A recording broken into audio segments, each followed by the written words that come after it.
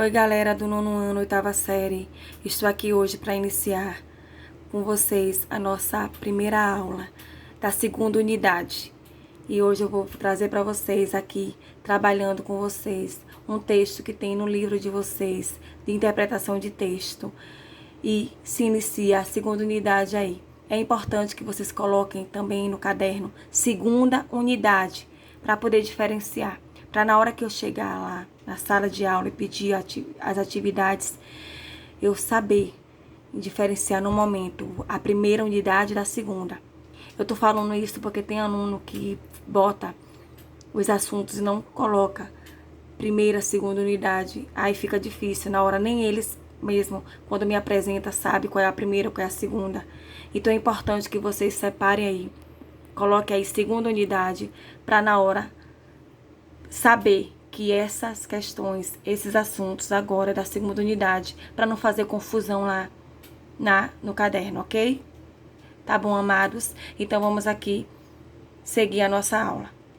Hoje nós vamos trabalhar, né, o conto sobre a interpretação de texto. Então, no livro de vocês, a gente vai estar trabalhando o conto. E o livro velho, esse assunto e mais as atividades estão nessas páginas aí: 86, 87, 89, 90, 91, 92 e 93. O livro novo, eu não deu para ver ainda como é que tá, se achar se tá ou não a página, não deu para ver aqui direito, porque é o livro novo, entendeu?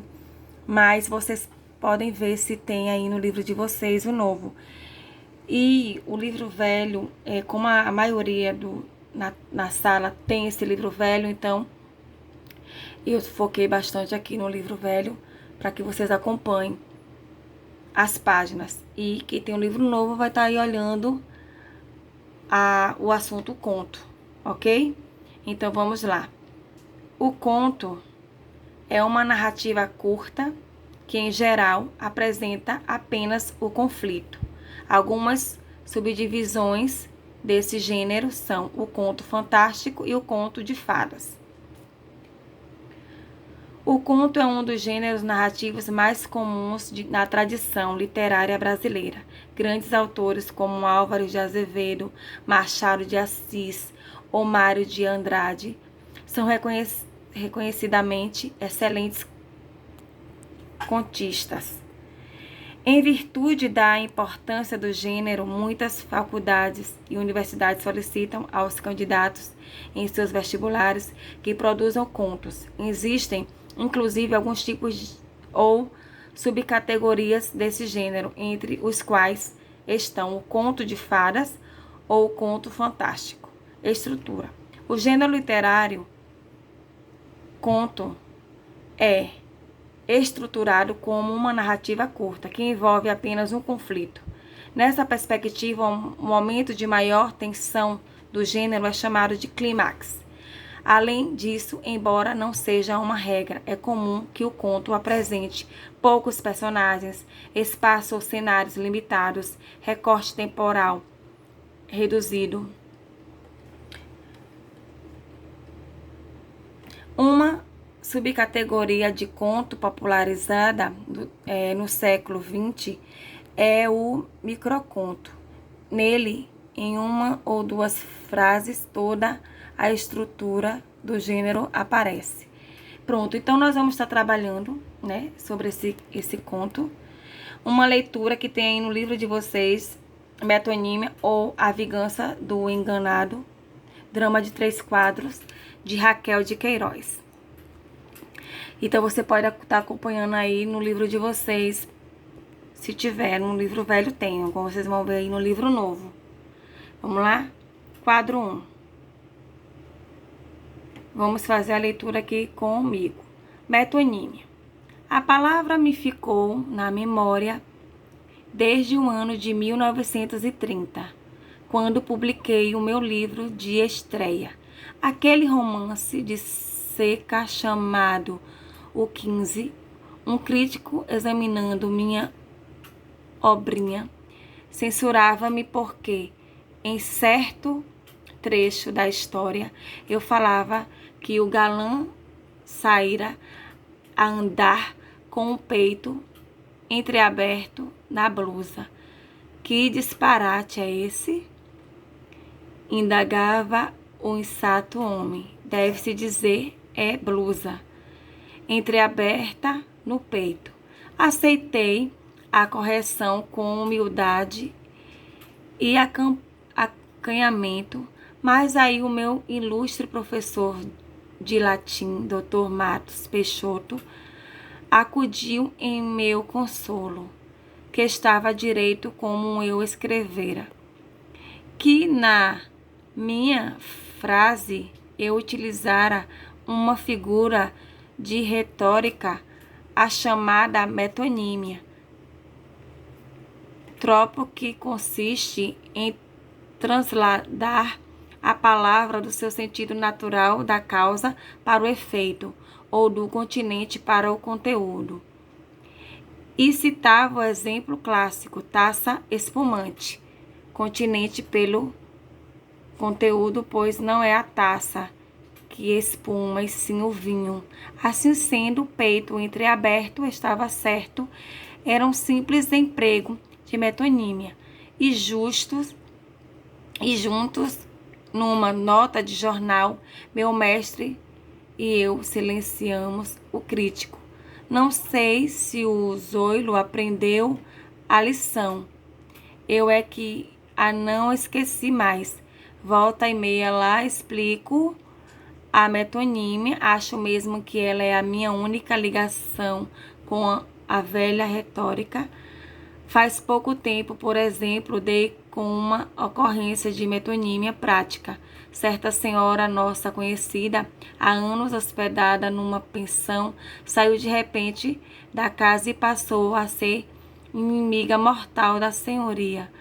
Indagada da gente porque aquela inimizade repentina, quando todos sabíamos que a dona da pensão era boa alma, lhe dava injeções, lhe emprestava a bolsa de água quente e acudia nos seus acessos cardíacos.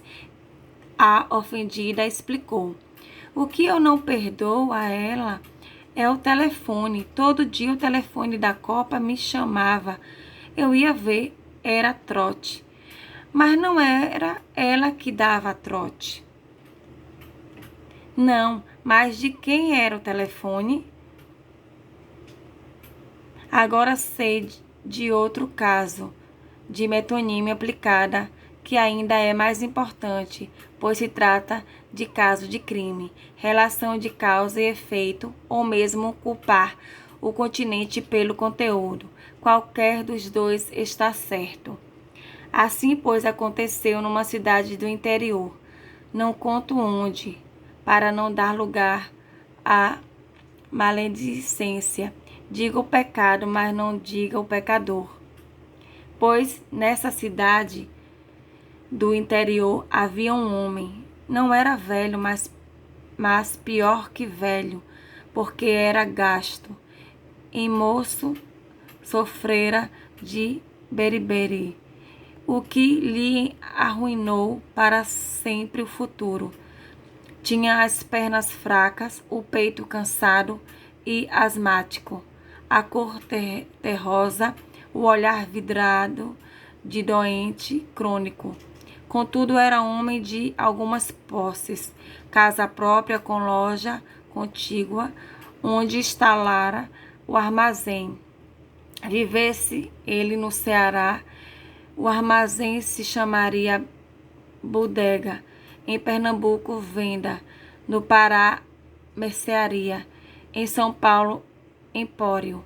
E já que eu não quero designar o local do crime, qualquer nome desse serve. Bodega ou empório era comércio, e quem tem comércio tem dinheiro, de jeito que, apesar de tão mal ajambrado, o nosso homem casou. Justiça se faça que não tentasse a Deus com nenhuma beldade. roupas de homem, dizia até que ela tinha cara de tísica, mas não contava o prezado amigo com os efeitos da boa nutrição no metabolismo feminino. Sei que a cara de tísica, livrando-se das 8 horas de trabalho à mesa de costura, passando a comer bem em casa sua, a boa carne fresca, o seu bom tutu, a sua salada de pepino, os doces de lata, as doces laranja da serra que o marido comprava aos centos para a freguesia. Mudou como se fosse encantada. Começou a botar corpo e aumentar as polegadas dos lugares certos. Parece até que estava crescendo, e as cores do rosto então ainda mais, que com a afluência de dinheiro deu para se vestir bem, se pintar, ondular o cabelo, usar engenho e arte a fim de aumentar os dotes naturais, pois não sei se contei que de cara mesmo ela não tinha nada de feia, e assim bela, e assim vestida, e assim pintada e formosa. Começou a lhe pesar o marido enfermiço, envelhecido antes do tempo, que mal fechava o armazém, tomava a janta de leite, tinha cisma com carne, pegava o jornal, sentava na cadeira preguiçosa até a hora de ir para a cama. Não queria saber de cinema, nem de futebol, nem sequer de rádio. Até mesmo por amor não se interessava. A grande coisa que aquele corpo franzino, amarelo, não era de pedir amores, só as convivências morna, insossa, até como se diz em São Paulo. E foi aí que o destino caiu dos seus cuidados e fez a primeira intervenção. Suscitou um sargento. Quadro 2.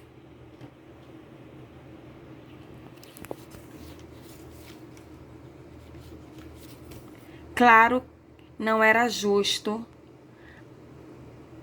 que a jovem esposa, depois de recondicionada graças às finanças do marido, tirasse vantagem dessa nova situação de mulher bonita em prejuízo do supradito marido. Não era justo este mundo viver de injustiças, e o sargento, quer fosse do exército, da aeronáutica, da marinha ou dos fuzileiros, não digo ao certo, firme no meu propósito de evitar identificação. O sargento era simpático, era musculoso, era jovem, era formidável, marcial dentro, farda ao peito, o andar elástico, a fala ríspida, habituada ao comando.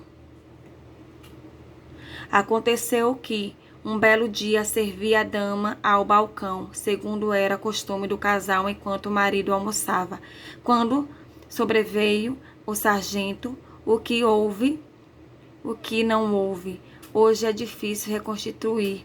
Parece que ele pediu um maço de cigarros, depois queria um vermute. Por fim, pediu licença para escutar o noticiário esportivo no rádio que tocava perto do balcão. Seria pretexto para se demorar ali. Além disso, ele não pediu mais olhares, ou no máximo disse algumas palavras mais murmuradas, tão baixo que a não ouviu o resto da freguesia presente, sempre atenta a mexericos. Com os 3 almoços, o namoro pegara firme. Seguindo-se aos almoços uma gripe do marido, os dois caminharam muito além de namoro, como se encontravam onde e a que horas não se apurou. Basta que se diga que eles se amaram de amor proibido, como Tristão e Isolda, como Paolo e Francesa. E o destino, que não gosta de amores ilegais e costuma castigá-los com maus fados, fez a sua segunda intervenção, suscitou a transferência do sargento. Diz que só quem ama conhece a dor da separação. Os bonitos olhos da moça incharam de tanto choro. O apetite diminuiu, já lhe transparecia por sob o rosto da face a antiga cara de Tísica, e há de ter sido esse desgosto, assim alardeado com pranto de fástio, que acabou por despertar as suspeitas do marido não acordadas quando o amor florescia e tudo eram rosas. Passou o bodegueiro e vigia a esposa. Ali examinar os silêncios, ali escutar os suspiros e os murmúrios durante o sono. Deu para fazer pesquisas e acabou descobrindo um postal e um livro com o nome de homem escrito em ambos e com a mesma letra. Descobriu um escudo da corporação do sargento, o que provava que o objeto de suspiros, silêncios e murmúrios, além de homem, era soldado. E tantas descobertas pequenas levaram-nos, no final, a maior de todas, que era descobrir que o traíam, porque descobrira as cartas de amor que vinham com carimbo distante por via aérea, assinada com aquele nome fatal. Durante 5 meses, o pobre resolveu, dentro do seu magro peito doente, o punhal venenoso do ciúme, como um menino que descobre um ninho de pássaro e fica diariamente a vigiar, escondido, o número de ovos que aumenta, e depois os progressos do choco. Assim conseguira o marido uma chave falsa para o cofre de guardados da mulher. Era uma caixa de madeira do Paraná, com um pinheirinho recortado na tampa, que ele mesmo lhe dera durante a lua de mel, dizendo, rindo: está aqui para você guardar os seus segredos. E a ingrata obedecera ao pé da letra.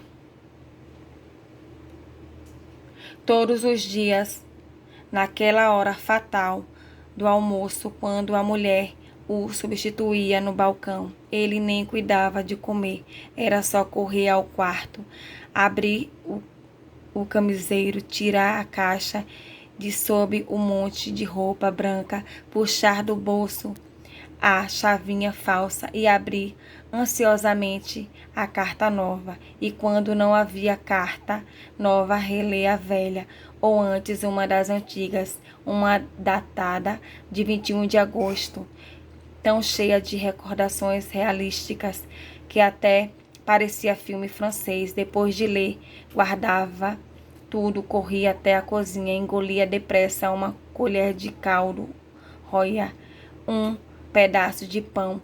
Seria impossível comer direito com aquele amor dos 2 ladrões atravessando na garganta, até que um dia houve provocação maior.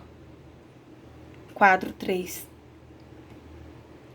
Em um dia, como dizíamos na semana passada, houve provocação maior, ou o coração do homem enganado saturou-se de ódio e ciúme até o ponto de não poder contar mais nada. Isso não se explicou. O que se sabe é que ele retirou da gaveta do balcão um revólver que lá guardava há anos e que fora empenhado por um devedor desaparecido. Junto ao do revólver estava a caixa de balas. O nosso amigo carregou a arma e numa manhã de sol claro. Eram 10 em pontos, quando o armazém estava cheio de fregueses. Viu-se que o bodegueiro apurava o ouvido, pedia licença aos presentes e transpunha a porta de comunicação da loja com a sua casa. Daí a pouco se escutou com ruídos de alteração, um grito de mulher e 3 tiros cortaram o ar em explosões secas. A freguesia, alarmada, correu, rodeou a esquina até a porta da frente da casa da moradia. Lá estava armada a tragédia. A mulher na calçada, de joelhos aos gritos, o marido de revólver na mão, muito trêmulo, tentando soerguê-la e atravessando na porta, caído de borco, com o corpo para dentro da sala, um homem. Na posição em que estava não se lhe via cara nem torso, só as botinas pretas e as pernas vestidas em calça caqui. E foi o próprio marido quem falou primeiro. Ergueu os olhos para o grupo, apavorado, deu com a vista no freguês predileto, andou um passo, tapou com o próprio corpo a porta onde jazia o morto e pediu: "Pode ir chamar a polícia." Na polícia explicou que mataram um homem porque era um marido enganado. O delegado comentou: "É raro. Em geral, você matam as mulheres, que são mais fracas." Mas o marido protestou magoado: "Não, eu não seria capaz de matar minha mulher. Ela é tudo que eu tenho no mundo, bonita, delicada, cuidadosa. Me ajuda no armazém, entende de contas, faz as cartas para os atacadistas. Só ela pode fazer a minha comida. Eu só como dieta especial, o senhor sabe. Como é que eu ia matar a minha mulher?" Então ajudou o delegado. Matou o amante dela? O homem tornou a abanar a cabeça. Também não. O amante era um sargento que foi transferido e está longe. Além do mais, eu só descobri o caso depois que ele viajou. Li tudo. Sei até uma de cor, a pior delas. O delegado calava-se, sem entender, esperando o resto. E o resto veio. Se cada carta daquelas tivesse vida, eu matava de uma em uma. Fazia até vergonha, parecia coisa de livro. Pensei em tomar um avião e liquidar como sargento, mas não tenho saúde para andar de avião. Pensei em matar um colega dele aqui mesmo, para eles tomarem ensino e não transviarem mulher alheia, mas tive receio de enfrentar a corporação toda. O senhor sabe como eles são unidos. Tinha, entretanto, que dar um jeito. Já tinha medo de acabar ficando doido. Não tirava naquelas cartas na cabeça. Nos dias sem que não chegava uma, ficava aflito, mais aflito do que ela, que era a destinatária. Tinha que liquidar aquilo, não era? E hoje, afinal, carreguei o revólver, esperei a hora e quando vi o desgraçado apontar do outro lado da rua, fui para casa, me escondi através da porta do quarto esperando. "O amante?" indagou o delegado estupidamente. O homem se irritou. "Não, senhor. Não falei que era o amante." Porém, tinha culpa nas cartas. O sargento escrevia, mas era ele que trazia. Quase todo dia estava ali na porta, risonho com o desgraçado do envelope na mão. Apontei o revólver e atirei 3 vezes. Ele caiu sem falar. Não, não era o amante. Seu delegado, não era o amante, mas era o carteiro. Crônica editada para fins didáticos por professora Jerônimo. Setembro de 2012. Bom, gente, aqui tá a história, né? Que eu acabei de ler aqui, que vocês estão acompanhando também aí a leitura do livro de vocês. Então, são 3 frases, são 3 quadros, né? Vocês deu para ver desse texto aqui, metonímio a vingança do enganado. Trama de 3 quadros, então, de Raquel de Queiroz, a gente viu aí, né, os 3 quadros dessa história que Raquel de Queiroz colocou. Então, vocês poderão também acompanhar aí no livro de vocês. Então, quem não tem um livro, acompanhe aqui no vídeo. Então, eu trouxe também a interpretação de texto, ó, para vocês, sobre esse texto aí. A primeira questão, a segunda, terceira, quarta,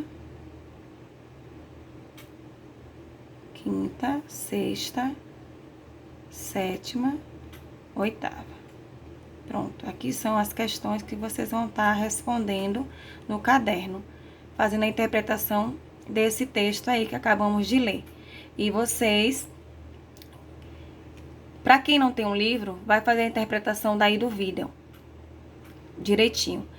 E quem não tem um livro, e quem tem um livro, vai, além de fazer essa que tá aqui no vídeo, vai fazer também a das páginas que eu coloquei aí.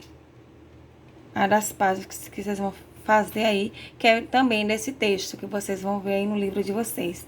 Então, além de fazer essa do vídeo, vocês vão estar fazendo também a que tem aí no livro de vocês. Então, vocês vão fazer a interpretação de texto do livro de vocês com essas páginas aqui e mais essa do vídeo, tá bom, gente? Então, com essa interpretação de texto que a gente inicia a nossa segunda unidade, entendeu? Então, na próxima aula a gente vai dar continuidade à segunda unidade, então eu vou estar preparando a aula para vocês. Espero que vocês tenham gostado da minha aula, da nossa interpretação de texto, da leitura, entendeu? Veja aí no livro de vocês, acompanhem, tá? Então, fiquem em casa, façam as atividades direitinho, organizem no caderno de vocês, tá? E até a próxima aula que eu vou mandar para vocês no vídeo, tá bom? Beijos, fiquem com Deus e até a próxima aula. Tchau, galera!